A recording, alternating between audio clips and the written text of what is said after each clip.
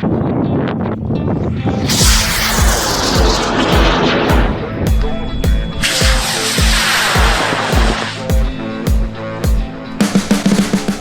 welcome to the Rocketry Smith. A little late this week, but I'm going to go over the tools I use most often, both on launch site and while I'm working here in the Rocket Lab. We're going to start with the stuff that I do on site. I have a toolbox here. It's a Milwaukee pack-out 3-drawer thing that contains most of the tools I use when I go to site. I have a few other of these boxes too, one to carry my electronics, one to carry rocket motor components. But toolboxes are a significant part of the tools that I do bring. And we're going to go through what I have in my toolbox. First thing, the most important thing for all rocketry projects is masking tape. 1,000,001 uses, snugging up tubes, friction fitting motors if you really get down to it, though I don't recommend doing that. I've had bad experiences with that. Taping igniters into rocket motors that don't have a cap at the end of them. It's just really nice to have around at all times. Another good tape to have is a double-sided sticky tape. 1,000,001 uses for this. Put it at the end of the stick and you've got something you can grab stuff way down in rocket tubes that isn't, you know, magnetic or anything like that. Thread locker I use basically for minimum diameter rockets to lock the thread in the foreclosure of the rocket motor case. I have a heavier duty tape. Usually I use Gorilla tape, usually a bigger roll than this, but that's somewhere else right now. I have a roll of 1/4-inch masking tape for making thrust rings on Estes motors, if I need thrust ring on an Estes motor. Moving on from that area, snap ring pliers. These are internal and external ones, and I got a slightly bigger pair here. I fly Loki. If you don't fly a Loki or experimental motors, your motor cases, you're not going to need snap ring pliers. Zip ties, again, 1,000,001 uses. Usually I'm securing batteries to electronic sleds with these. A box cutter knife. This is the only knife I really use in rocketry. Because blades are super cheap, like 15 bucks for 100 of them. So you just replace them as is. They're way less dangerous than X-Acto knives or hobby knives, and they do all the same things those do, about as well as those do. So I prefer a box cutter. In here we also have, I have a small like electronic screwdriver set with long shafts on them. These are Weehas. You don't need to spend that much money on them. I just happen to like kind of nicer tools. This is for turning on and off electronics from the outside of the rocket, going through a small hole to do that. Taking out the shear pins and stuff like that. It's nice to have a decent set of screwdrivers to do that with. Also in here I have a tap wrench and taps and drills for those. In the US here I use 440 and 256s. I think those are like 2 and 4 millimeters, or like 1 and 4 millimeters, or 1.5 and 4, somewhere around there. They're small screw sizes. They're used to mount altimeter sleds, and for shear pins we use nylon screws for those. So have a thread tap on them. Always nice to have. Some sort of writing utensil that'll show up in anything, a Sharpie. I have a bigger screwdriver in case I need a bigger screwdriver. It has bits in the handle. And I have a wrench, just an adjustable wrench for all of the bolts we use on like altimeter sleds and stuff like that. That is the top drawer of my site toolbox. I try to keep things somewhat simple and reduce as much stuff as I can when I go to site. The second layer is all about igniters. The first tool I have in the second one is wire strippers. I don't normally use these that much. Usually you can just, with your fingernails, pull off the ends of the igniter cables or ejection charge cables. I've never had a problem with that with any of the ones. I'm more likely to grab a knife to do that anyways, because I probably carry it in my pocket, not in the toolbox. But it's nice to have in case you need it. I have Spare E-matches. These are the cheap Chinese ones. They've never actually failed me, but I do full dual redundancy on the majority of my high power rockets, so I'm not really afraid of using these. Usually just for ejection charges, although I did recently get into dipping igniters, and I have some enhanced versions here in an anti-static bag. Anytime you buy electronics, you'll get one of those anti-static bags, like if you buy a video card or something for your computer, you'll find that. Keep that in here. I have other sorts of igniters. These are Twiggies or Big Uns or whatever. Some E-matches, some Aerotech igniters. I keep on my eBays, I have ejection charge canisters that I 3D print, and I keep a couple of spares in here as well. Mine attach with screws, and those screws also act as terminals for the E-match to go through the bulkhead. Maybe I'll throw those designs up in GitHub or something like that. But moving on, I have delay adjustment tools, basically all of them.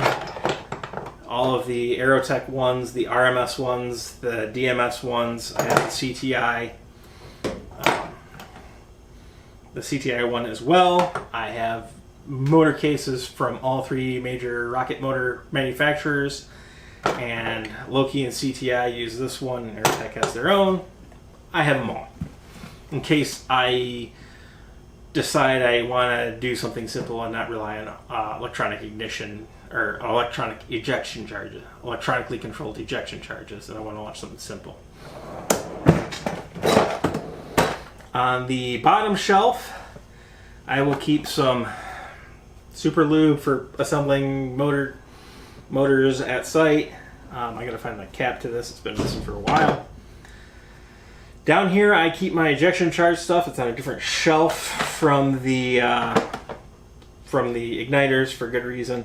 I have pre-measured charges, which I measure at home beforehand, and these ones are marked on the side how much they are. They have they're volumetric. They've got or I guess you say they're graduated. They have a measure on it, and these ones I just stick a piece of masking tape on and write how much is in there.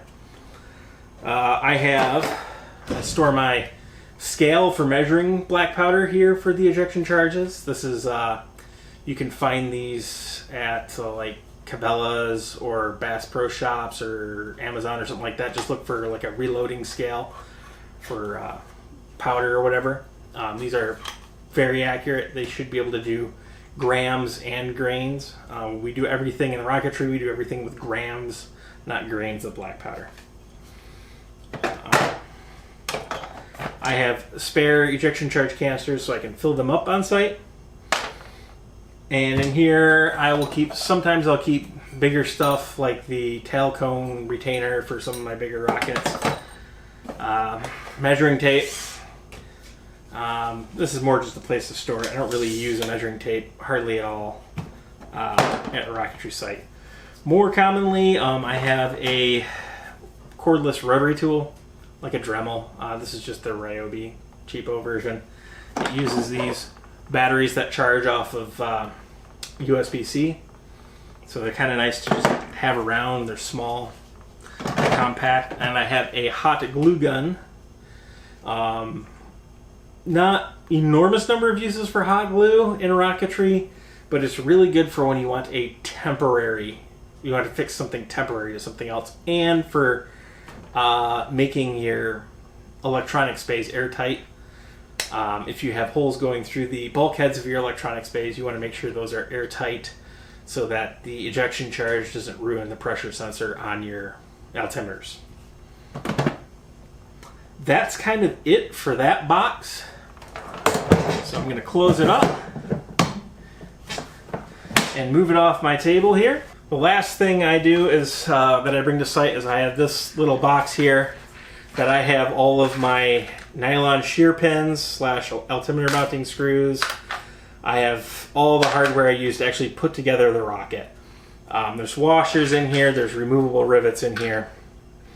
This is where I store all of that stuff. There's extra nuts and stuff It's just an extra storage for all that stuff. It's in one spot. And that goes in another one of my bins. I also almost always bring with me, I didn't have any in there at the time, latex gloves. Really, really nice as soon as you're messing with anything dirty. A lot of times it's hard to find running water at a launch site, or even if you don't have running water, you're dealing with, getting water out of a jug or whatever to wash your hands and stuff. Just keep your hands clean in the first place. Goes a long way to alleviating a lot of the stress of cleaning, so you can, eat without poisoning yourself. Another thing I keep, I don't bring with me to site, but I use a lot here in the rocketry lab, is isopropyl alcohol. When I said using hot glue to temporarily fix things, isopropyl alcohol, if you drip it over the place where you've hot glued stuff, the hot glue will lose its adhesiveness and it will peel right off. It's a super useful trick. It's also a pretty good cleaner for a lot of the stuff. It's reasonably gentle. If you don't wear gloves using this, I find as long as you use hand moisturizer after using it, because it will dry out your hands pretty bad if you get it on your hands or whatever. Anyways, this stuff is handy. For cleaning stuff like this, because this is cleaning, I go with the 90+%. It doesn't really matter if you get 96 or 99 or 91. I go for the high proof stuff for cleaning. If you're wondering about wounds, you go with the 60% stuff. That's better for killing germs. Other tools I use at home, all sorts of sanding tools. You saw the rotary tool there in my box. That also acts as a drill on site if I need that. But any sort of sanding tool, you will never regret your investment in. This is a DeWalt multi-tool. It also has the oscillating blade stuff. I find that's not as useful as the sanding pads. I also have a belt sander, just a 4x6. I bought it at Menards or Harbor Freight. I can't remember which. Just a cheapo one of those. That is super, super handy. I use that for heavy duty sanding. But anytime you're actually making big changes, use something like a belt sander or something powered like this. Most of the sanding you do in rocketry you can just do by your hand with sandpaper, because you're just roughing up a surface for adhesive rather than trying to make things fit. Or if you're actually changing the shape of something or knocking knobs off or something, it's usually like balsa, and it's pretty easy to sand by hand. But when you start sanding, fins or large surface area stuff, sanders, I have a random orbit sander as well. You'll never regret spending money on a sander. Drill, for drilling holes, I have this. I have the rotary tools. I have a cheap drill press as well. I'm pretty sure I bought it at Harbor Freight years ago. Drill press is nice for getting straight vertical holes, but outside of building your own very large, 6 and 8 inch motor cases, there is very little need for precision at that level in hobby rocketry. It looks nice if you can get everything lined up perfect and all that, but as far as actual performance or whatever, you can get away with a hand drill for everything. Like I said, with the exception of motor cases, which have various issues where you want to be super precise and use that. For building rockets, dealing with dust, shop vac, I have a portable one. I also have a big shop vac in the basement down here. I find myself grabbing this more than I do the big shop vac down here, because this is easier to move around, and I usually don't need to be collecting dust forever. Also, this is really nice when I do fiberglass stuff. I still do fiberglass stuff outside, and taking my big vac from downstairs in the basement upstairs and outside is a nightmare. Just a DeWalt vac. I got it because I ended up with DeWalt tools. There's nothing, I'm not a DeWalt fanboy by any mention. I like Milwaukee, I like DeWalt, I like all the decent brands. They even like the cheap brands too. It's just a matter of what I bought into for batteries. Other tools. A scale. If you're going to launch high power rockets, you need to simulate the rocket before it launches. You need to know how much things actually weigh. The only way you're going to find out is a scale. You can get an estimate of how much they weigh, or how much your rocket weighs based on the parts, but you're still going to have to add in paint and epoxy and any other adhesive you use. Your parts are going to lose mass from sanding. You just don't really know the reality unless you measure it. So in order to get a proper simulation, you have to measure the weight of your rocket. I like doing the whole rocket if I can stand it upright and get it on this scale. The scale will do that, but you can also measure it in parts and add them together. But it's really, really nice to actually measure the weight and then override the values in open rocket or rock sim. The same with the center of gravity. Measure your center of gravity. Don't trust open rocket or open sim for that, or rock sim for that. Actually measure that and override that in the simulations. That is most of what I take as far as tools go. Other things you'll see me take in rocket launch: water bottle, extra batteries for everything, extra batteries for the camera, the GoPro, extra batteries for the altimeters and stuff. A charger for a lot of that stuff runs off a USB. I can charge it off of my car. My car also has a inverter in it, so I can charge even bigger batteries off of it. Yeah, that stuff's nice to have. I bring, if I'm flying low, I'll just use the small whip antennas for my trackers. But if I'm flying pretty high, I have a really large Yagi antenna. This is a directional antenna. Set for 70 centimeters and 2 meters, so 400 and 800 megahertz.